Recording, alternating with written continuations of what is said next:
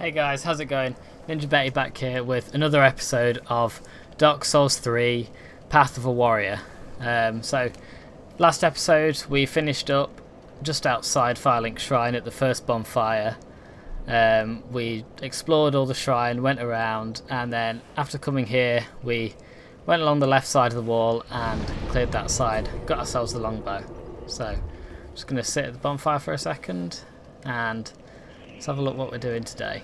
So, this may be a little bit different. I had some audio problems on when recording this episode, so this is post-recorded. I'm going to do my best to try and keep it as kind of in the game as possible and as current as possible, but we'll talk about some other things as well.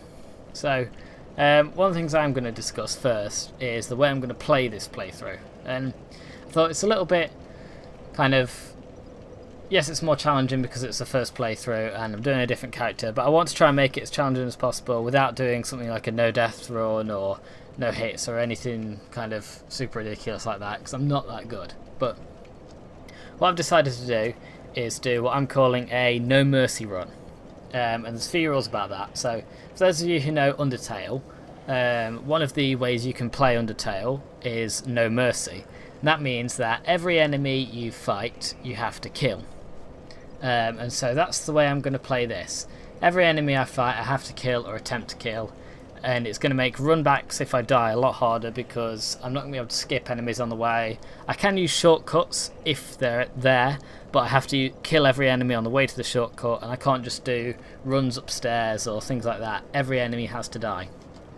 So there's going to be a few rules around this and ways I'm going to work it. So, enemies that I can't aggro on, so I use auto-locks the majority of the game, so enemies that I can't auto-lock, so ones that are like the hollows leaning up against the wall that you'll see in a minute, or others like that, I don't have to kill unless they become aggroable. So the only enemies I have to kill are ones that will directly attack me, and it's only if I walk past them within aggro range as well. So if I can't auto-lock onto them, even if I can see them, I don't have to kill them. So only if I can lock onto an enemy, basically. And that means that I don't have to kill things like the dragons. Yes, I can lock onto those, but I won't be because the dragons don't actually properly die anyway. And other few things, so enemies that are far from the distance or kind of background ones that are on a level higher where I can see them but I've not got to them yet. It saves me having to snipe them at that point and just makes things run a bit fluider. So hopefully you'll enjoy watching me play this as a no mercy run, and should be pretty interesting, should make things a lot better. And when I am doing runbacks, unless there's interesting stuff, item drops or things like that that happen, I will probably speed them up and skip through them. And I have done this at points in this video, so spoilers, I do die at a point in this bit. But here we go down the first route and we get hit by the first enemy, which is wonderful. Obviously as I'm doing this it makes it a bit more difficult because I've only got a limited number of Estus flasks, and if I'm having to kill every enemy again to get back to my souls that I've lost on death, it's going to make this a lot harder for me. So see that second enemy I killed just there? He was, I don't know what they're called, I call them a warden, but basically hollows carrying around a lantern, and if they see you and get within range of you, they will scream and basically wake up all these hollows that you see me looking at here that are leaning against the walls, and they'll come and aggro you. So, just clean out that guy because it's easy souls, nice free backstab. And for this time, we're going to head up on top because there's an item up here that I want to get to show you. So, take out this warden. That's nice and easy, and if you don't take him out or if he finishes the scream, then he's going to wake up all of these hollows on the right hand side. For now we're going to go up the stairs on the left because this is where the item is. There's an ambush here, so watch out for this plunging guy. Just get him like I did, and you can leave that guy for now. I will kill him in a minute, but not now. Say he doesn't aggro on me, so there's no need for me to. But we're here for the binoculars. So this is a really cool item. They've been in all the games, and in this game you equip them with your quick items, and when using them it lets you zoom in to the background.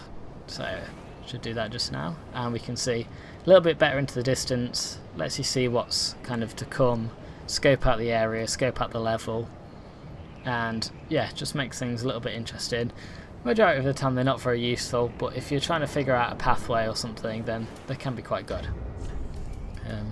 Just unequip them because I don't want them getting in the way of my Estus flasks in the middle of a fight.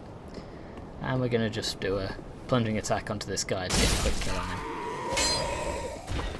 And you see all these enemies here look like they're dead, but actually several of them, specifically the hollow warriors or hollow soldiers, which you can see just here, they're the ones that will attack you, and as there's several of them, it can be quite difficult if the warden does wake them. From these first ones we get deserter armor, so just going to clear the other one out quickly. And this is one of the kind of first droppable armor sets in the game, is the deserter set. So let's have a look at what this one says. Common soldier's armor. Its insignia is worn beyond recognition. This musty, rusted hunk of metal benefits one reduced to thievery. It's quite a nice bit of armor. Doesn't look the nicest. It's interesting, but I think we're going to keep the Pyromancers for now. And here I'm just looking at the dead dragon. I don't know if this is intentionally clipping through the roof with that little... I don't even know what it's called.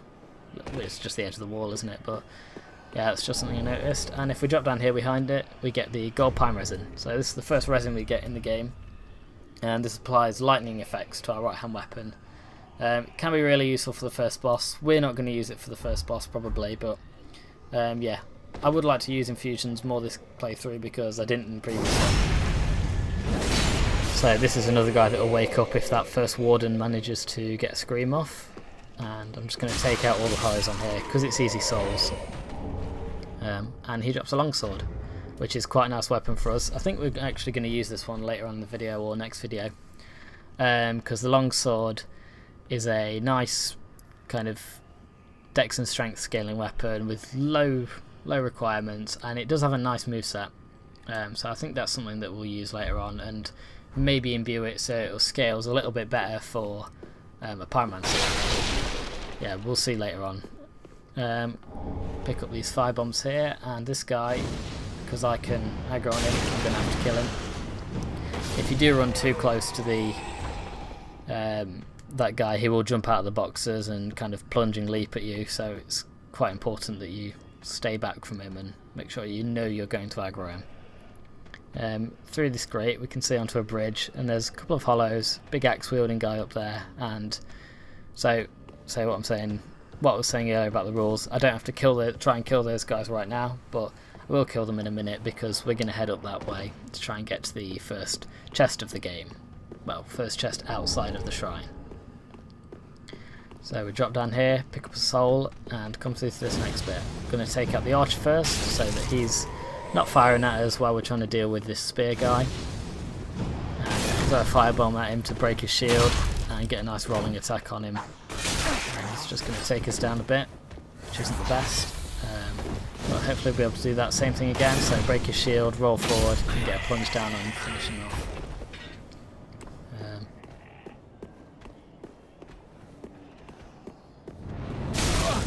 So let's see what's happening here. Oh god. Okay. So we've gone up the steps and shit. Okay. That was a bit too high for me. We tried to aggro the dragon down, and yeah, we got hit. So unfortunately we've had to use up our last Estus flask, and we get hit again by a crossbow. So we're not really in a good position right now because there's a few enemies that we're going to fight in a minute which are quite difficult, and yeah, really aren't the best to be dealing with. But you can roll across the dragon field and see all of those hollows are falling out dead. And we could get those items, but because I've got no healing, I'm going to leave them for now, and I'm going to go fetch them later on. So in this room we have one enemy, and we've only got one Ash and Estus and no healing, so this is quite a difficult one. This is the first mimic of the game, and you can tell it's a mimic by looking at the chest and seeing the chain isn't curled backwards. So we're going to try and fight this guy. He may kick our ass because I've got barely any healing left, but the fire bombs or fireballs, if I can get the range on him between his attacks, are useful. Crap, no. So that's something you've really got to watch out for at the start. He's just going to chomp his way through you and you're going to get killed pretty quickly. So yeah, just going to speed through this next bit and wait till we get back.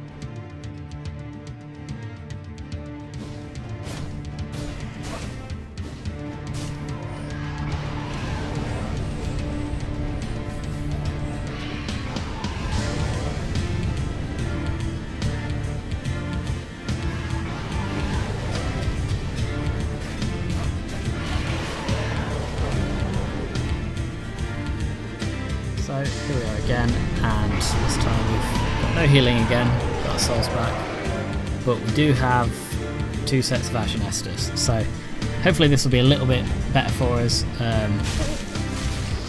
Make sure I don't get hit by his first attack this time. There we go.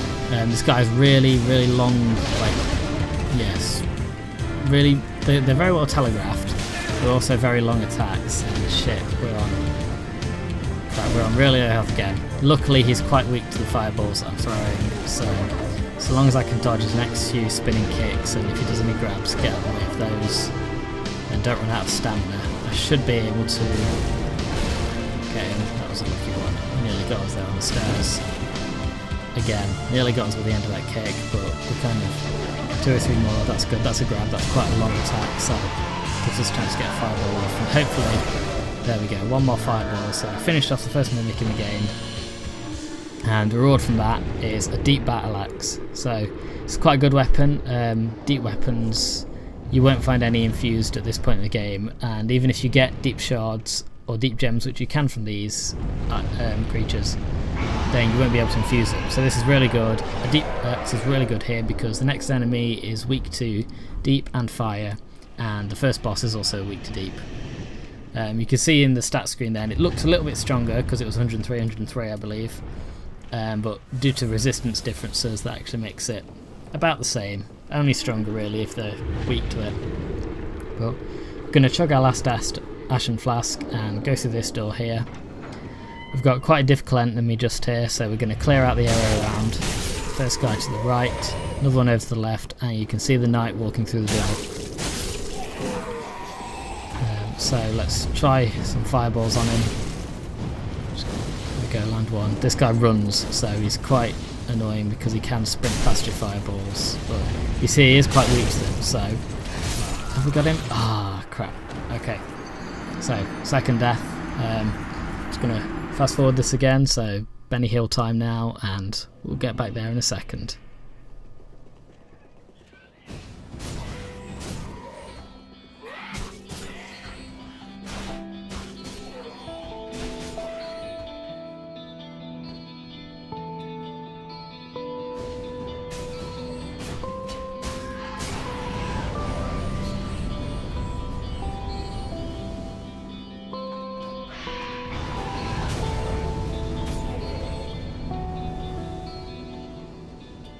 So just slowed this down a little bit before the night fight again because we got a really nice item that I like, the Steel Soldier Helm. So this is a drop from Lothric soldiers. So all of these hollows with the Deserter armor on used to basically be Lothric knights or Lothric soldiers, and this is a really nice weapon. Not weapon, sorry. Really nice helmet that I like. A lot of Fashion Souls people like it as well. Doesn't look the best with this Pyromancer armor, but yeah, it's one of the better ones in the game as far as looks go, until you get to kind of some of the boss helmets and stuff like that. But we're going to go up this way, just managed to get past the dragon in time, and just check our healing. So we've got 2 of each, and hopefully this time we should be able to get a lot closer to doing it. Clear out the same guys as last time, finish that first attack, get the second guy, and then we can focus on killing the knight. Pick up our souls there. So, missed the first fireball, but he stands still, so we can get 1 fireball, and miss the second one. shit, we get stepped. So just got to manage to get away for some time, get some healing up, and dodge it. He's got quite long swinging attacks, but if you can get a little bit of a stagger on him with a fireball, you can just get around him. There we go. There we go. We can finish him off this time. So that's the first Lothric Knight of the game. And these guys are always really, really annoying. But luckily he's done, and so we can reap the rewards of our first bonfire just up the stairs in the next section. Be careful going into this bit because we've got one more enemy, and you can see here that he kind of wrecks me a bit. I actually nearly die at this point after the night, and yeah, those guys have got very aggressive attack patterns. He will jump out at you if you don't run towards him as well, so be careful of him. But if we just head up the stairs, we get the first bonfire, well, the first progressive bonfire of the High Wall of Lothric. And I think that's where we're going to leave it today, at the Tower on the Wall, as far as actual progression goes. We've got an Estus Shard that we need to take back to the blacksmith. I can't remember his name now, I really should.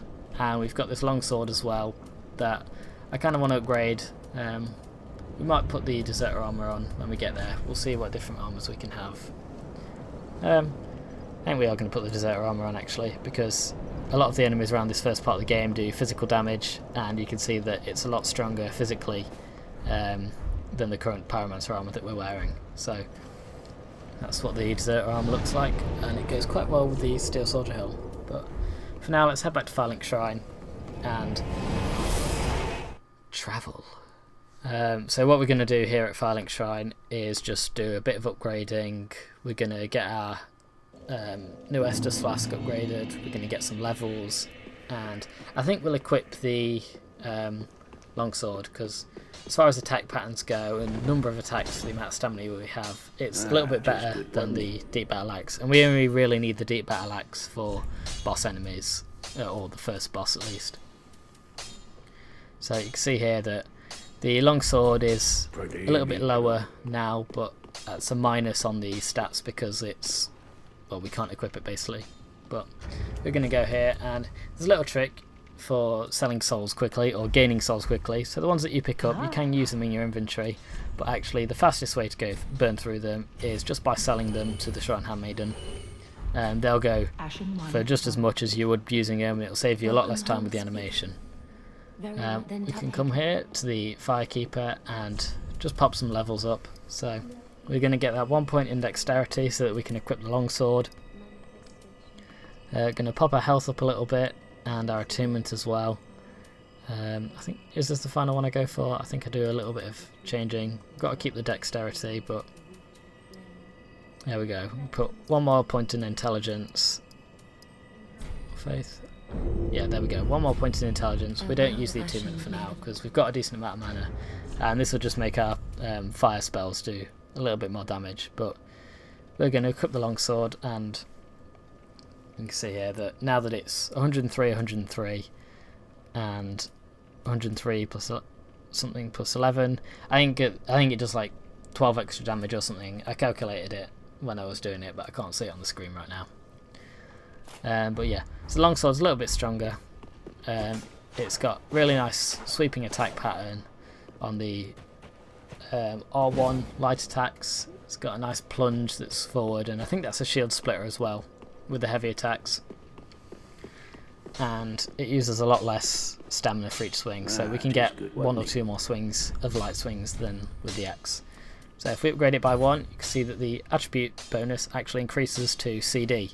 So it's really useful for us because the scaling will now increase, and although we're not actually going to use it with strength and dex scaling, it'll be useful just while we've got the few for now.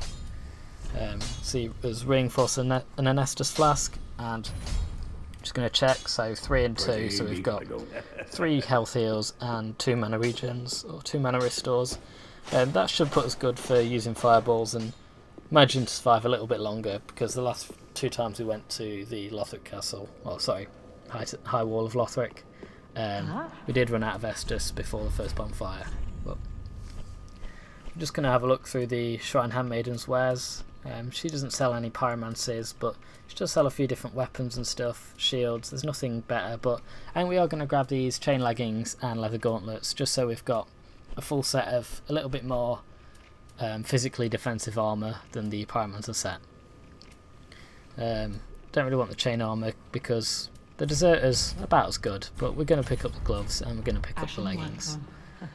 So let's get these equipped and see what they look like. So leather gauntlets, you can see that they're better physically, weaker against elemental damage and magic, and the same with the chain leggings. A little bit heavier as well, so our weight's up to about 50% now, but you can see that these look absolutely disgusting. I hate these leggings. They're just why would you put that much chainmail in one thing? I know they're chain leggings, but they're just disgusting. I look like I'm wearing socks made of chain, and it's horrendous. At least they look okay from the back, and that's how we're going to see ourselves most of the time, but no, these are definitely not a fashion Souls item anyway. But I think that's it for this episode. That's where we're going to leave it. So we've got to the first bonfire, or first progressive bonfire again I should say, on the High Wall of Lothric, and I hope you've enjoyed this kind of first little taster of the No Mercy playthrough I'm going to be doing. There'll be a lot more of it in the future. So that's it. If you've liked this episode, please like and subscribe, and my thanks for watching. I'll see you guys next time.